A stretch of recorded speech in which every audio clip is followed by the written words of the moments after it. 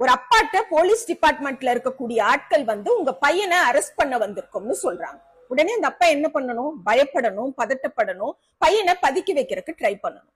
இந்த அப்பா என்ன சொல்றாரு? என் பையன் வெளியூர் போயிருக்காருங்க, அவர் நாளைக்கு வந்துருவாரு, வந்த உடனே நானே போன் பண்றேன், நீங்க வந்து கூட்டிட்டு போயிருங்கன்னு சொல்லி அதே மாதிரி பையன் வந்த உடனே போன் பண்றாரு, போலீஸ் வந்து கூட்டிட்டு போயிடுச்சுங்க. அந்த அப்பா இந்த தமிழ்நாட்டை உருவாக்கிய தலைவர் கலைஞர் அவர்கள். அந்த பையன் இன்று தமிழ்நாட்டை ஆண்டு கொண்டிருக்கக்கூடிய தளபதி மாண்புமிகு மு.க. ஸ்டாலின் அவங்க.